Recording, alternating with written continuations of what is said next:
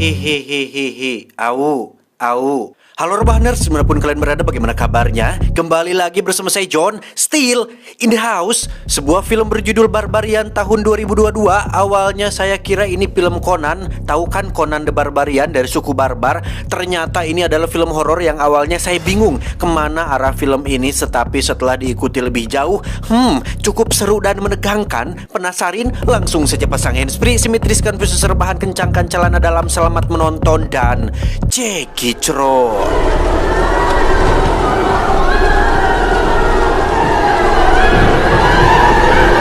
Diawali pada malam hari di tengah derasnya hujan, kisah akan dimulai dengan memperlihatkan seorang wanita bernama Tess yang baru saja tiba di depan sebuah rumah yang disewanya dari aplikasi layanan pemesanan online, di mana Tess tidak bisa masuk ke dalam rumah karena kuncinya tidak ada di dalam kotak. Hi, this is Tess Marshall. I'm in town. I'm at the house on Barbary. Suasana sekitar kompleks sendiri sangat sepi pada malam hari, ditambah tak ada satupun rumah yang lampunya dinyalakan, sehingga ingin meminta tolong pun sangat sulit dan sangat sukar, yang terpaksa membuat Tess harus kembali ke dalam mobil. Oh, you've got to be kidding me. 8831. Saat itulah dia melihat ada seseorang di dalam rumah tersebut yang rupanya adalah seorang pria bernama Kate yang mengaku sudah menyewa rumah ini lebih dulu dan sudah tinggal di sana selama beberapa hari ini. I'm renting this place. What? Why don't you come inside? Tess pun menunjukkan nota pembayaran di aplikasinya untuk membuktikan bahwa dia juga sudah menyewa rumah ini, sehingga keduanya cukup dibuat bingung karena Kate juga sama-sama menyewa rumah ini melalui aplikasi yang berbeda. Setelah diajak masuk ke dalam rumah, Tess pun izin ke toilet untuk pipis dan sedikit menaruh kecurigaan kepada Kate yang mungkin saja orang asing yang mengaku-ngaku menyewa rumah ini, yang mana saat dia sudah keluar dari toilet, tiba-tiba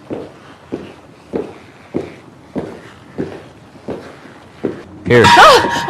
Jesus. setelah Kate menunjukkan nota pembayarannya, Tess akhirnya percaya jika Kate sudah lebih dulu menyewa rumah ini, sehingga mereka berdua menjadi tambah bingung dengan maksud dari pihak pengelola yang menyewakan rumah ini kepada dua orang berbeda di waktu yang sama. Sempat akan pergi dan berniat untuk menginap di hotel, Kate yang merasa tidak enak pun menawarkan Tess untuk menginap di rumah ini, di mana Tess dipersilahkan untuk tidur di dalam kamar, sementara Kate sendiri akan tidur di atas sofa. Hi, I was just wondering, do you have any rooms available?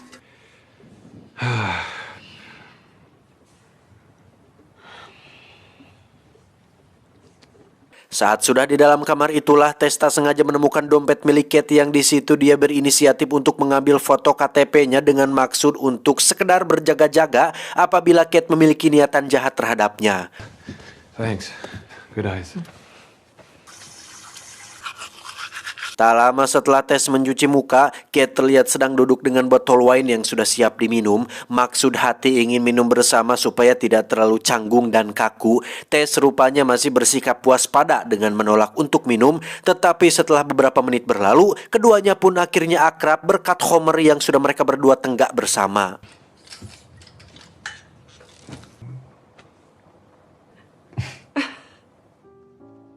It's not a cliche I've heard before. Oh, come on. I don't know. The guy who thinks love and control are the same thing. Okay, thank you for tonight. Good night, Tess. Good night, Keith. Ketika sudah diranjang, Tess mendengar ada sesuatu di belakangnya yang ternyata pintu kamarnya sudah terbuka. Tetapi saat melihat Kate, dia sedang tertidur pulas di atas sofa, yang hal ini cukup membuat Tess heran dengan siapa yang telah membuka pintunya. Keith. Did you open my door? No!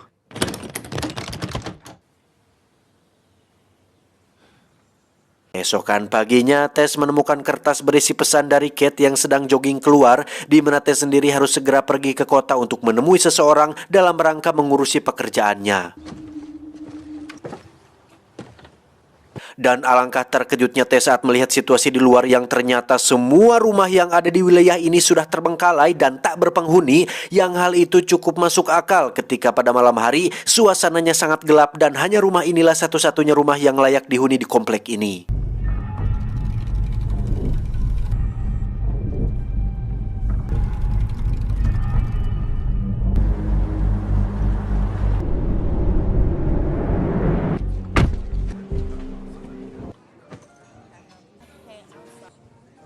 Tiba di kota, Tess langsung membicarakan masalah pekerjaan dengan seseorang yang ditemuinya, di mana wanita itu langsung terkejut saat mengetahui jika Tess tinggal di komplek Breakmore, yang ekspresinya tersebut sebenarnya sudah cukup membuktikan jika komplek tempat Tess tinggal memang tidak layak huni dan bermasalah. Tetapi karena Tess merasa punya teman yaitu Kate dan merasa semuanya baik-baik saja, pun tidak mengindahkan peringatan si wanita dan tetap pulang kembali ke rumah yang sudah disewanya.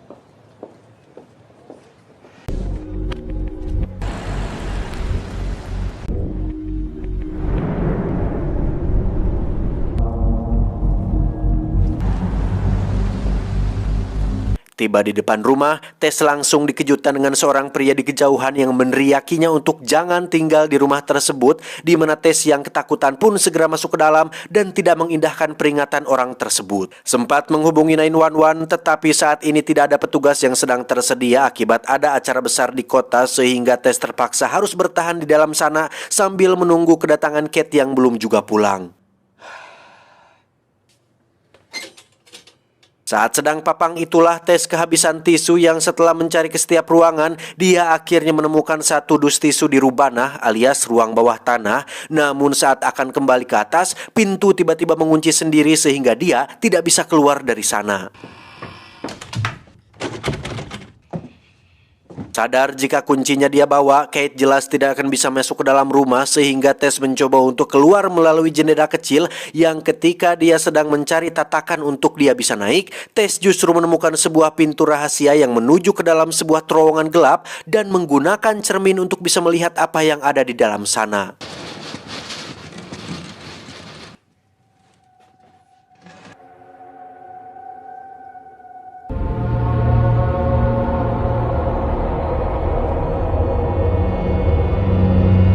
Dengan alasan yang sama seperti tokoh-tokoh utama di film horor lainnya, yaitu penasaran, Tess pun memberanikan diri untuk masuk ke dalam terowongan dan menemukan sebuah ruangan dengan kamera, kasur, ember, dan sidik darah telapak tangan, di mana saat Tess keluar dari terowongan, tiba-tiba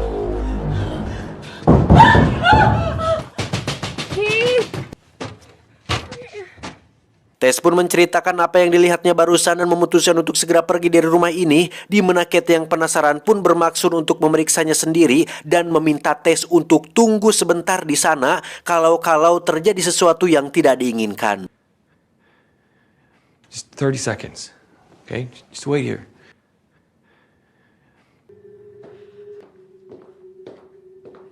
Beberapa saat setelah Kate masuk, Tess yang khawatir pun mengikutinya ke ruang bawah tanah dan keburu untuk menahan pintunya dengan kursi supaya tidak terkunci lagi. Yang karena Kate tak kunjung keluar, Tess pun memutuskan untuk masuk kembali ke dalam terowongan dan justru menemukan terowongan lain yang menuju ke tempat yang lebih gelap. Keith?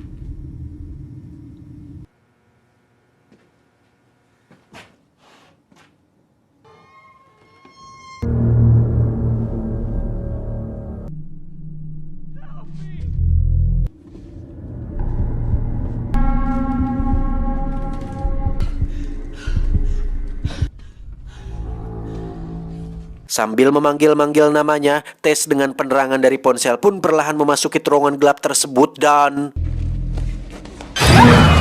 dengan nada pelan sambil ketakutan, Kate mengatakan jika ada seseorang di dalam terowongan ini yang sempat menggigitnya, yang ketika Kate meminta Tess untuk pelankan suaranya, tiba-tiba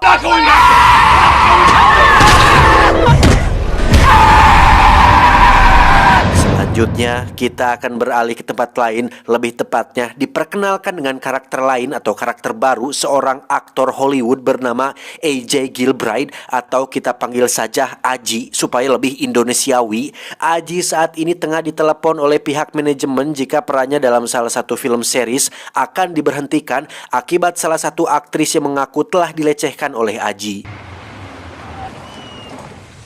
Aji pun menemui manajernya untuk mengurusi masalah ini, di mana si aktris menuntut sejumlah uang yang ternyata tabungan dan penghasilan Aji tidak cukup untuk membayar tuntutan tersebut, apalagi harus menyewa pengacara dan tetek bengek lain di persidangan, sehingga Aji disarankan untuk menjual salah satu propertinya, yang di mana salah satu properti tersebut ternyata adalah rumah di komplek Breakmore tempat Kate dan Tess sewa saat ini.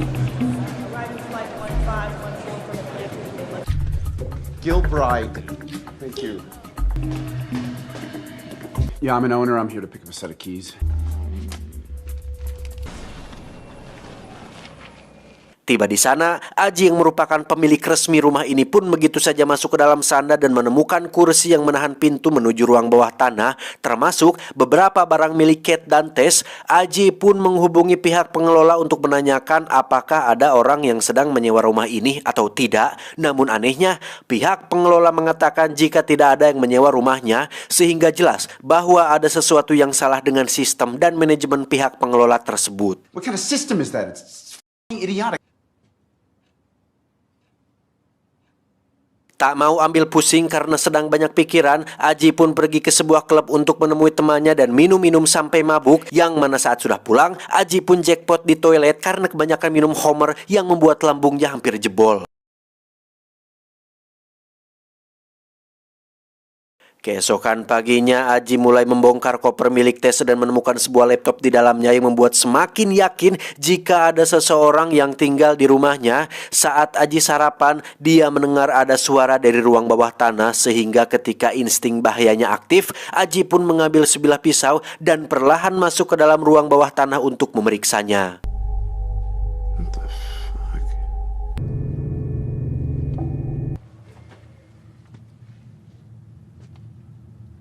Sama seperti Tess, Aji cukup tercengang ketika baru menyadari jika rumahnya memiliki sebuah terowongan dan ruang tersembunyi. Yang bukannya curiga atau takut, Aji justru searching mengenai luas sebuah terowongan rahasia, apakah termasuk ke dalam luas rumah atau tidak. Karena jika termasuk ke dalam hitungan, Aji setidaknya bisa mendapat untung lebih saat menjual rumah ini. Separately in the listing's total area. Oh, hell yeah. Setelah memastikan jika terowongan rahasianya termasuk ke dalam luas rumah, Aji langsung mengukur luas dan panjang terowongan tersebut, di mana Aji cukup bahagia tatkala akan mendapat untung lebih ketika nanti dia menjual propertinya ini.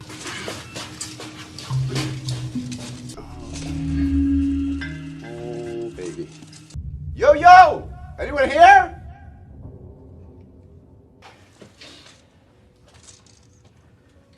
Saat itulah Aji menemukan satu ruangan dengan televisi yang menyala dan tengah memutar sebuah kaset berisi tutorial cara menyusui bayi, di mana saat Aji masih memegangi meterannya, tiba-tiba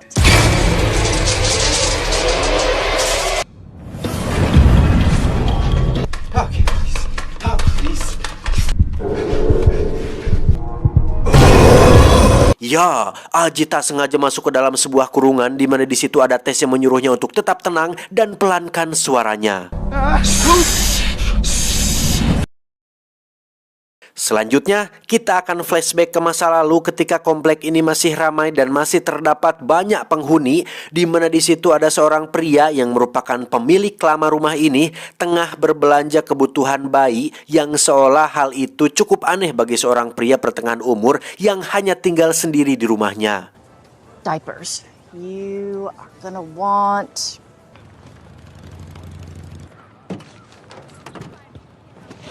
Saat pria itu pulang ke rumahnya, terdengar sayup-sayup suara wanita yang teriak dari dalam ruang bawah tanah hingga terkuaklah fakta bahwa pria ini ternyata sudah sering menculik wanita, mengurungnya di ruang bawah tanah dan menghamilinya hingga melahirkan beberapa bayi yang dia kurung di ruang bawah tanah tersebut.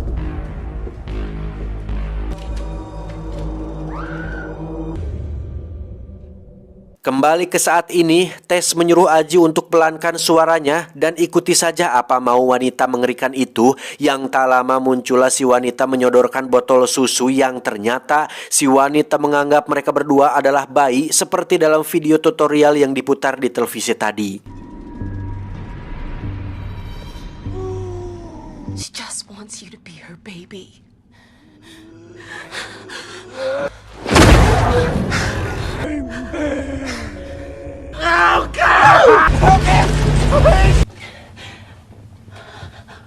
Dan ya, karena Aji memberontak, si wanita mengerikan itu pun menyeretnya ke dalam kamar dan memaksa Aji untuk menghisap, nganunya si wanita yang sangat kotor dan berbau tidak sedap, di mana Tess memanfaatkan kelengahan tersebut untuk kabur dari sana dan...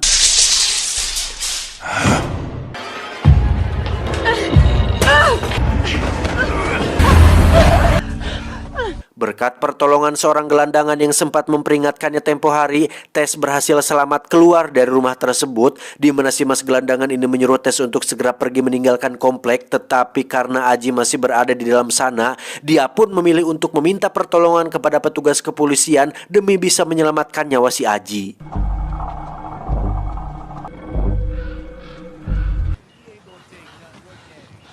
Tess akhirnya berhasil menemui dua petugas yang sedang berpatroli, di mana beliau-beliau ini nampak santai saja menanggapi laporan Tess yang sedang sangat butuh pertolongan, yang karena mendapat laporan penembakan di tempat lain, kedua petugas yang acuh tak acuh ini pun memilih untuk pergi dari sana dan seolah tidak memperdulikan permintaan tolong dari Tess. Where are you going? Hey! Malam tiba, Tess pun terus berpikir untuk menyelamatkan si Aji dengan resiko dia tertangkap lagi atau pergi saja dari komplek ini meninggalkan si Aji dengan nasib malangnya. Yang setelah dipikir-pikir, Tess pun memutuskan untuk pergi saja, tetapi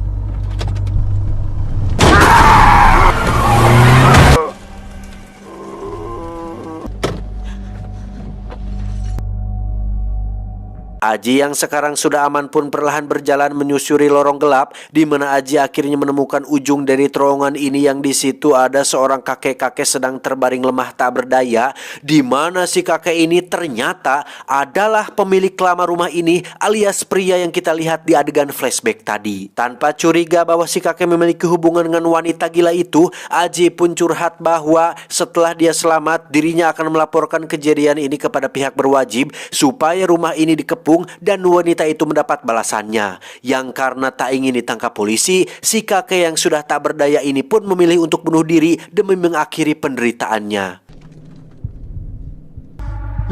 No, wait! Tess sendiri sudah yakin 100% jika wanita itu sudah mati, sehingga dia kembali masuk ke dalam terowongan untuk menyusul si Aji. Namun saat sedang mencari itulah, tiba-tiba muncul suara tembakan yang mengenai tepat di samping perutnya, yang ternyata itu adalah ulah si Aji yang mengira jika Tess adalah wanita mengerikan tersebut. Sambil dibopong, mereka berdua pun keluar dari rumah ini. Yang betapa terkejutnya Tess saat melihat si wanita sudah tidak ada di sana. Kunci mobil Aji pun tertinggal di dalam terowongan, sehingga mereka tidak punya pilihan lain selain harus berjalan kaki menuju ke tempat aman. Yang saat sedang berjalan itulah muncul si mas gelandangan yang menolong mereka berdua dan membawanya ke tempat aman yang selama ini menjadi tempat tinggalnya. Di sana si mas gelandangan pun bercerita jika wanita gila itu sudah lama ada di sana dan tak pernah keluar rumah sekalipun kecuali pada malam hari, sehingga wajar saja jika fisiknya tidak sama dengan orang normal pada umumnya. Faktanya wanita itu adalah anak kandung dari si kakek alias pemilik lama rumah ini, di mana dia lahir dari rahim wanita yang diculik si kakek dan sudah tinggal di sana selama 40 tahun terakhir sampai komplek ini ditinggalkan oleh semua penghuninya. Ketika Aji bertanya, "Mas sendiri kok masih mau tinggal di sini?" Beliau pun menjawab, dia sudah tidak punya keluarga dan tempat tinggal, di mana komplek inilah satu-satunya tempat yang bisa dengan aman dia tinggali. Yang meskipun dirinya tahu jika ada wanita mengerikan di rumah tersebut, si wanita tidak pernah mengganggunya dan sudah 10 tahun dia tinggal di sini, tak pernah wanita itu mendatangi tempat ini. Tapi tiba-tiba, And she ain't never came in this motherfucker.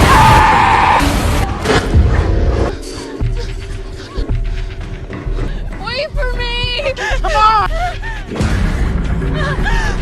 dalam kondisi terdesak itulah insting bertahan hidup Aji pun seketika muncul, di mana hati nuraninya seketika lenyap tatkala akan menjadikan Tess sebagai umpan supaya dirinya selamat dari mimpi buruk ini. Hey! Come get your... Rencana Aji pun berhasil membuat keduanya terjatuh dengan posisi si wanita gila yang menjadi alas bagi tubuh Tess, yang mana saat Aji periksa, secara mengejutkan Tess masih hidup berkat pengorbanan si wanita. Yang ketika Aji akan membawa Tess pergi dari sini, tiba-tiba I'm so sorry. I had no choice, you know?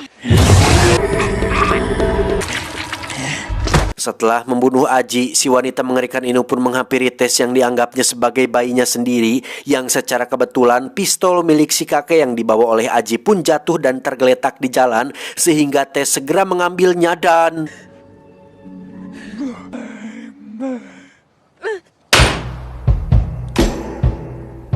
Dengan perut yang terluka akibat tembakan, Tess akhirnya selamat dari mimpi buruk ini, yang mana dia berhasil mendapat pelajaran penting dari kejadian tersebut, bahwa tidak semua orang layak untuk ditolong, seperti Aji yang hanya memikirkan keselamatannya sendiri tanpa memperdulikan keselamatan orang lain.